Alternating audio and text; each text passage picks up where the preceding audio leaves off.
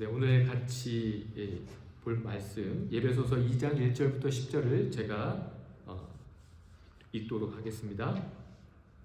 그는 허물과 죄로 죽었던 너희를 살리셨도다. 그때 너희는 그 가운데서 행하여 이 세상 풍조를 따르고 공중의 권세 잡은 자를 따랐으니 곧 지금 불순종의 아들들 가운데서 역사하는 영이라. 전에는 우리도 다 그 가운데서 우리 육체의 욕심을 따라 지내며 육체와 마음이 원하는 것을 하여 다른 이들과 같이 본질상 진노의 자녀이었더니 긍휼이 풍성하신 하나님이 우리를 사랑하신 그 큰 사랑을 인하여 허물로 죽은 우리를 그리스도와 함께 살리셨고 너희는 은혜로 구원을 받은 것이라. 또 함께 일으키사 그리스도 예수 안에서 함께 하늘에 앉히시니 이는 그리스도 예수 안에서 우리에게 자비하심으로써 그 은혜의 지극히 풍성함을 오는 여러 세대에 나타내려 하십니다. 너희는 그 은혜에 의하여 믿음으로 말미암아 구원을 받았으니 이것은 너희에게서 난 것이 아니요 하나님의 선물이다. 행위에서 난 것이 아니니 이는 누구든지 자랑하지 못하게 함이라. 우리는 그가 만드신 바라 그리스도 예수 안에서 선한 일을 위하여 지으심을 받은 자니 이 일은 하나님이 전에 예비하사 우리로 그 가운데서 행하게 하려 하심이니라. 아멘. 우리는 두 번에 걸쳐 에베소서 1장 말씀을 살펴봤습니다. 1장을 통해서 사도 바울은 교회가 무엇인가를 설명할 때 하나님을 찬양하는 곳으로, 그러니까 하나님을 높이고 하나님께 영광 돌리는 그 곳이 바로 교회이다라고 시작을 했습니다. 왜냐하면 교회는 우리가 시작한 것이 아니라 하나님이 언제부터 시작했다고 말씀드렸죠? 태초 전부터 시작하셨던 것이죠. 그래서 교회 성도들이 해야 할 것은 그리스도 안에 거하는 것이었습니다. 그리고 1장 15절부터 23절 말씀을 통해서 사도 바울이 에베소 교회를 위해 기도하는 내용을 우리가 지난주에 살펴봤습니다. 사도 바울은 지혜와 계시의 영을 에베소 교회에 주시라고 간절히 하나님께 기도했습니다. 그것은 사도 바울이 에베소 교회 성도들이 교회를 위해서 열심히 봉사하게 해달라고 기도하는 것이 아니라 하나님이 에베소 교회 성도들에게 주신 것이 무엇인지를 깨닫게 해달라고 기도하는 것이었죠. 우리를 부르신 소망이 무엇인지, 그리고 성도 안에 있는 그 기업의 풍성함이 무엇인지 깨닫게 해달라는 것이었습니다. 그리고 마지막으로 예수 그리스도를 죽은 자 가운데서 살리신 그 하나님의 능력을 알게 해달라고 기도했죠. 그리고 그 능력으로 예수 그리스도가 교회의 머리가 되셨고 교회는 그의 몸이라는 말씀을 지난주에 우리가 나눴습니다. 따라서 교회는 교인들의 능력을 드러내는 공동체가 아니라 예수 그리스도의 충만하심을 드러내는 공동체라는 것이 우리가 1장의 말씀이었습니다. 오늘 우리가 에베소서 2장 1절부터 10절 말씀을 살펴볼 것인데요. 제가 2장 1절을 다시 한번 읽도록 하겠습니다. 그는 허물과 죄로 죽었던 너희를 살리셨도다. 우리 성경에 보면요, 1절은 문법적으로 완벽한 문장이죠. 무슨 말입니까? 주어도 있고 동사도 등장합니다. 그런데 이 에베소서 2장 1절이 원래 쓰였던 헬라어 성경을 보면 사실은 주어도 없고 동사도 없습니다. 그러니까 헬라어를 직역하면 제가 이렇게 말씀드릴 수 있어요. 제가 읽어드리겠습니다. 그냥 그대로 직역해서 말씀드립니다. 그리고 허물들과 죄들 가운데서 죽어있는 상태였던 너희를, 이게 그냥 1장 내용입니다. 그러니까 주어도 없고 동사도 없습니다. 문장이 완성된 문장이 아닙니다. 상태만 설명하고 있습니다. 그리고 개역 개정에서는 죄, 허물 단수로 나와 있지만 헬라어 원문에 보면 복수로 되어 있습니다. 그렇다면 왜 이렇게 비문, 즉 문장이 완성된 상태로 되어 있지 않고 왜 복수로 되어 있을까요? 특별히 복수로 되어 있다는 것은 어떤 의미일까요? 단순히 이 말은 우리가 범하는 어떤 도덕적인 범죄들을 가리키는 것이 아닙니다. 헬라어로 복수로 되어 있다는 말은 그냥 우리가 어떤 환경에 있다는 것을 말씀하고 있는 거냐면 죄의 환경과 죄에 둘러싸여 있다는 것을 지금 우리에게 설명하는 것입니다. 저는 오늘 설교를 준비하면서 1절을 묵상하면서 이런 생각을 했습니다. 우리가 처한 환경이 죄들과 서물들로 둘러싸여 있다는 말씀을 하는데 그 상태가 어떤 상태이냐면 죽어있는 상태입니다.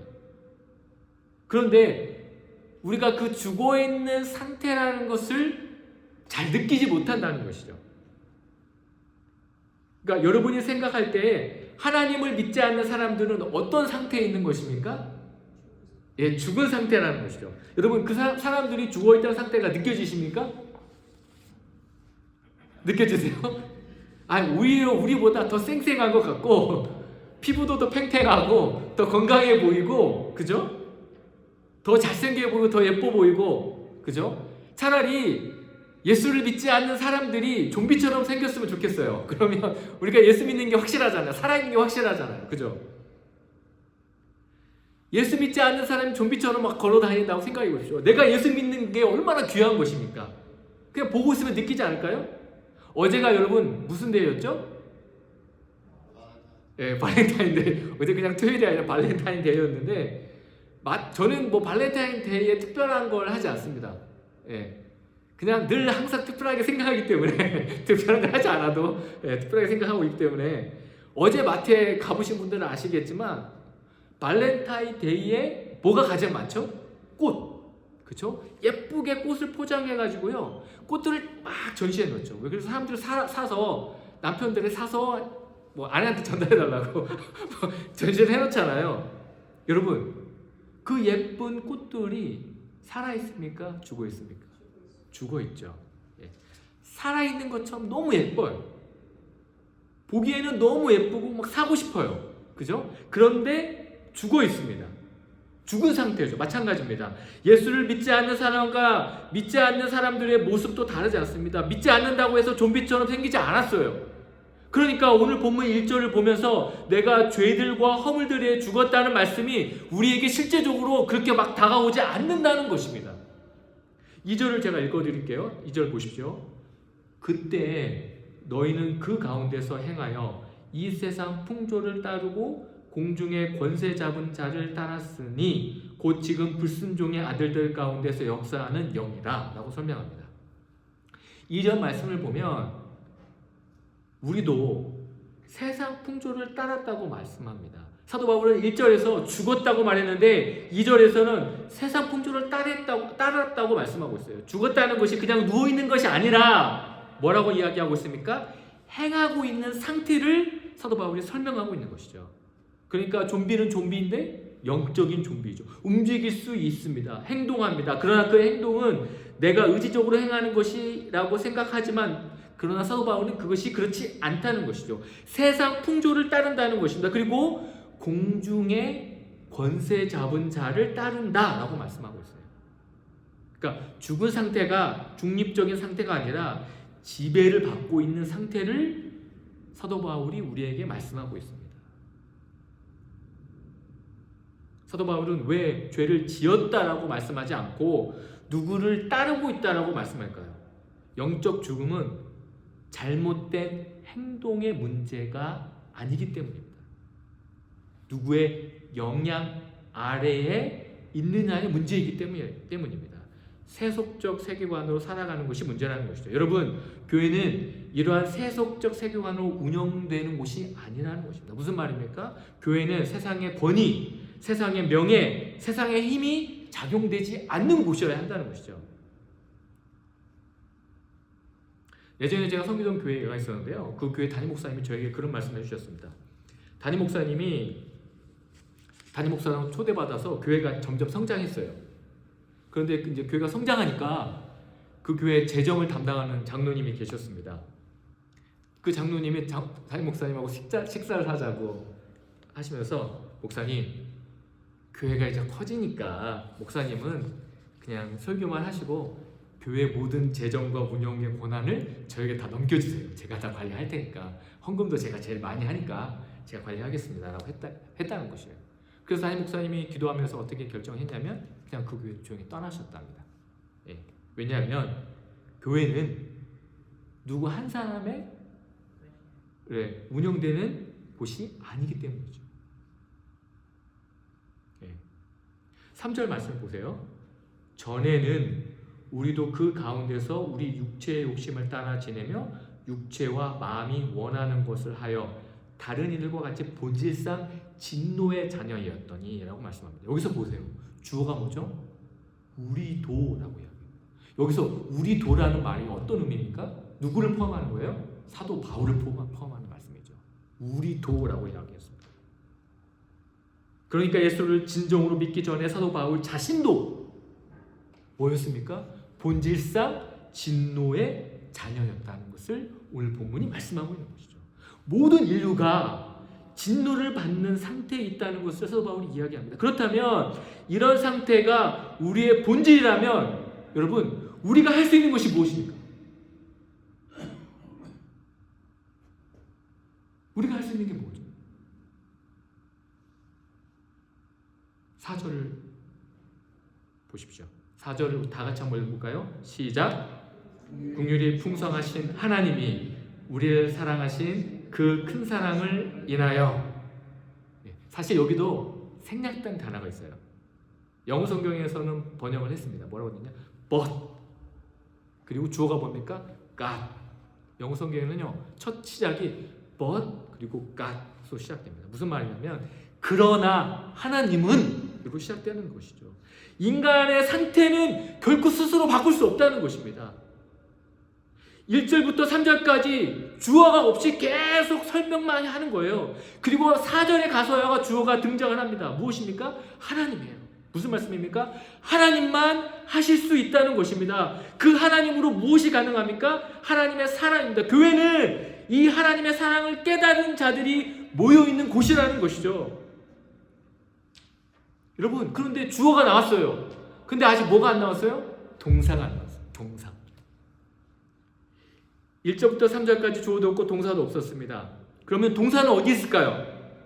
5절과 6절을 제가 계속 읽겠습니다. 5절 읽어드립니다. 허물로 죽은 우리를 그리스도와 함께 살리셨고 너희는 은혜로 구원을 받은 것이라. 또 함께 일으키사 그리스도 예수 안에서 함께 하늘에 앉히시니. 여기에 동사가 3개가 그리고라는 접속사가 연결해서 원래 헬라어로 나옵니다. 그러니까 어떻게 되냐면 살리셨다, 일으키셨다, 앉히셨다라는 거예요. 예. 하나님께서 우리를 그리스도를 통해 살리셨습니다. 그리고 일으키셨습니다. 그리고 영광스러운 하나님의 보좌 앞에 우리를 앉히셨다라고 말씀하고 있는 것이죠. 교회는 하나님이 주어입니다. 교회는 하나님이 중심이 되어야 합니다. 그 하나님이 바로 본질상 진노의 자녀였던 우리를 살리셨고 일으키셨고 영광을 받는 자리에 우리를 앉히셨습니다. 에베소서 1장부터 시작해서 교회의 주인과 교회의 머리가 무엇인지 사도 바울은 말씀하고 있었습니다. 그런데 5절과 6절에서 우리가 또 주목해야 할 단어가 있어요. 그것이 무엇일까요? 제가 방금 읽었던 단어에서 중요한 게 있어요. 뭐냐면 그 단어는 5절과 6절에 함께라는 단어. 함께 살리셨고 함께 일으키셨고 함께 앉히셨다고 말씀하고 있어요. 무슨 말씀입니까? 그냥 개인적인 구원을 이야기하는 게 아니에요. 공동체적인 구원과 영광을 설명하고 있습니다. 교회는 어떤 한 사람이 한 것이 아니라 구원받은 공동체의 것이라는 것이죠. 누구도 자랑하거나 뽐낼 수 없다는 것입니다. 오직 겸손과 섬김으로 교회를 받드는 것이 바로 구원받은 우리의 자세여야 한다는 것입니다. 예전에 제가 말씀 묵상 사역을 할 때요, 제가 그래도 조금 인기가 있어가지고 제주도까지 가서 강의를 했어요. 그래서 제주도에 가서 강의를 했는데 제주도에 약간 규모 있는 큰 교회에 청소년부가 이제 이제 큐티 강의를 좀 해달라고 해서 여름방학 때 아이들 데리고 해서 큐티 강의를 했습니다. 큐티 강의 열심히 했어요. 근데 이제 머리가 희끗희끗하신 남자 집사님 한 분이 계셨는데 그분이 이제 안수 집사님이시면서 교회 담당 그 부장 집사님이셨어요. 근데 어찌나 열심히 섬기시는데 막 열심히 좀 하고 뒤에서 보이지 않게 열심히 섬기시고 또 강의 시간에 열심히 또 앉아서 열심히 들으세요. 그리고 강의가 끝나고 그 집사님이 아유 목사님 너무 수고 많으셔서 감사합니다. 은혜 받았습니다 하면서 저희 식사하러 가자고 식사 대접을 또 강사 목사님 오셨다고 식사 대접을 해서 식사하러 갔는데 이제 그 남자 부장 집사님 아내 되시는 집사님과 저하고 이제 같이 이제 식사를 했습니다. 이제 제주도에서 뭐 회였던 것 같은 정확히 뭘 먹었는지 기억이 안 나요. 아무튼 근데 제가 왜 그걸 기억하냐면 제가 집사님이 너무 처럼처럼 옆에서 집중해서 정말 겸손하게 잘 섬기시니까 근데 실례지만 집사님 혹시 어떤 일을 하고 계십니까? 이제 개인적으로 물어봤죠. 집사님 아유 저는 그냥 공무원입니다 라고 이야기를 하시더라고요. 아 그러시냐고 그랬더니 옆에 있는 아내 되신 집사님 아니 여보 그렇게 말하면 어때? 판사라고 이야기하죠. 판사. 네, 제주지법 부장판사님이셨는데 전혀 그런 걸 느끼지 않았어요. 전혀 느끼지 않고 그냥 겸손하게 그냥 교회를 섬기는 거였죠. 예. 그래서 제가 느낀 게 뭐였냐면 아 그렇다. 그분은 분명히 판사로서 역할을 할 때 법복을 입고 권위 있게 판결을 내리겠죠. 그런데 교회에서는 전혀 그런 모습을 내세가지 않았다. 예. 그러니까 교회는 세상에 권위를 내세우는 것이 아니라 오히려 세상에서 권력과 권세를 가졌다면 교회에서는 더 겸손하게 섬기는 모습을 보여야 한다는 것이죠. 그게 바로 교회의 모습이죠. 여러분 전북 김제의 기역자교회 한번 제가 말씀드렸던 것 같기도 한데요. 기억하시는지 모르겠는데요. 전북의 김제의 기역자교회라고 해서 금산교회라고 있습니다. 교회가 기역자예요. 이렇게 예배당이 제 설교대안이 있으면 교회가 이렇게 나눠져 있죠. 왜 그럴까요? 남녀 7세 부동석. 그래서 남자들은 한쪽에 앉고 여자들은 한쪽에 앉아요. 예, 남녀 7세 부동석이기 때문에 옛날에 교회가 세워져 선교사에 의해서 세워진 교회는 아니에요. 근데 누가 세웠냐면 그 지역에 김제 쪽에 말을 타고 선교사가 복음을 전했는데 그 선교사의 복음을 듣고 그 금산 지역에 부자가 있었습니다. 부자가 자기가 이제 헌금을 해서 교회를 세웠어요.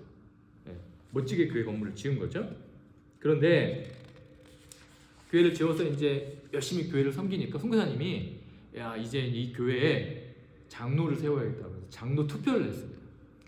투표 후보자가 2명이었어요. 2명이 누구냐면 그 교회를 세운 장로 이제 그 부자인 예수 믿은 분하고 그 장로님 교회의 그 말몰이꾼이죠. 고아였는데 저 윗동네에서 부모를 다 열고 그냥 와서 금산까지 와가지고 거기서 종처럼 그냥 거기서 사는 젊은 청년이 있었는데 그 청도 예수를 믿은 거예요. 그래서 그 사람과 그 주인과 종이 쉽게 말하면 투표를 걸린 거예요. 투표가 된 거예요. 후보자.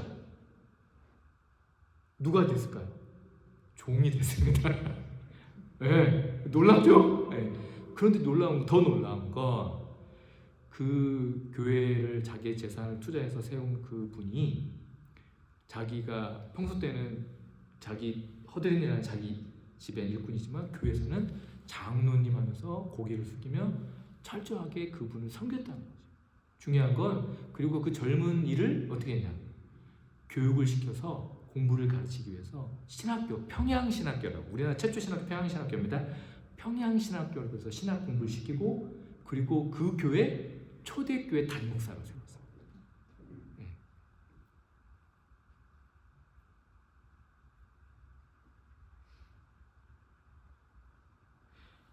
왜 우리가 교회를 이렇게 섬겨야 할까요? 8절 보십시오. 8절.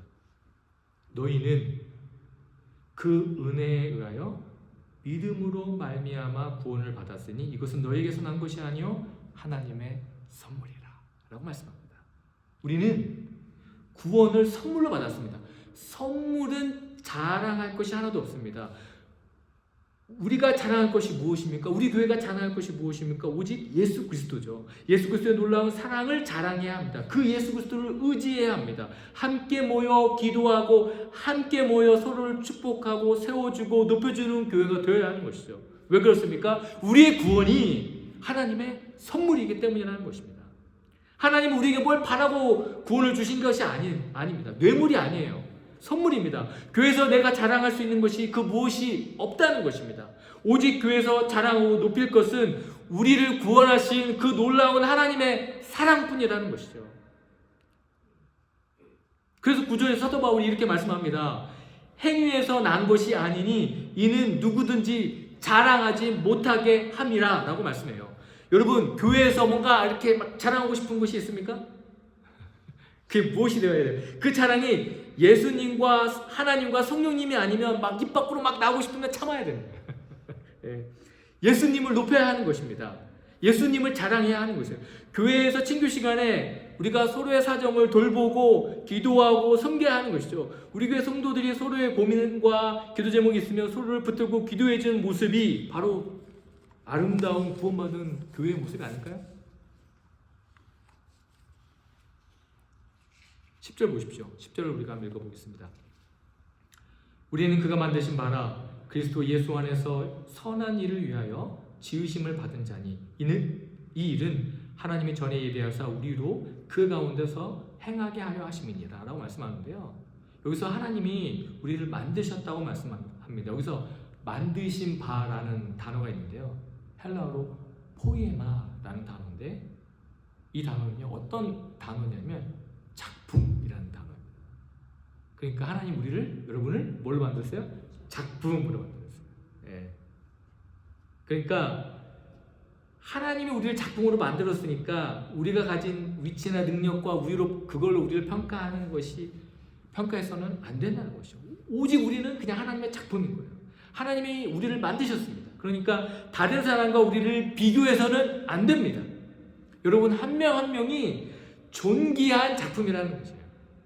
여러분, 이 포에마라는 단어가요, 영어 단어 뭘로 쓰였습니까? 포엠, 뭐죠? 포엠, 시, 포에트리, 포엠이라는 단어의 어원이 된 거예요. 그러니까 우리는 하나님이 창조하신 시와 같은 존재죠. 여러분, 나태주 시인의 그 풀꽃이라는 시에 보면 이렇게 돼 있죠. 들꽃을 이렇게 표현했습니다. 자세히 보아야 예쁘다. 오래 보아야 사랑스럽다. 너도 그렇다. 이게 이제 그 시의 모든 구성인데요. 그런데 오늘 말씀 10절에서 말씀하는 것처럼 하나님은 우리를 굳이 자세히 보지 않아도, 오래 보지 않아도 하나님 우리를 예쁘다고 하시고 사랑스럽다고 하신다는 것이죠. 하나님 사랑하시는 우리 귀한 성도 여러분, 여러분의 인생과 삶이 무엇입니까? 시와 같습니다. 하나님의 선물입니다. 우리가 영적 좀비였을 때 하나님이 우리를 함께 살리셨고 함께 일으키셨고 함께 앉히셨습니다. 그 하나님을 사랑을 깨닫고 우리 함께 교회를 만들어 가시는 우리 귀한 성도님 되시기를 주님의 이름으로 축원드립니다. 기도하겠습니다. 하나님 아버지, 본질상 진노의 자녀인 우리를 하나님의 작품으로 만드시고 시처럼 아름답게 만드신 그 하나님의 사랑을 깨닫고 교회를 함께 만들어가는 아름다운 믿음의 백성들 되게 하여 주시옵소서. 감사드리며 예수 그리스도의 이름으로 기도드립니다.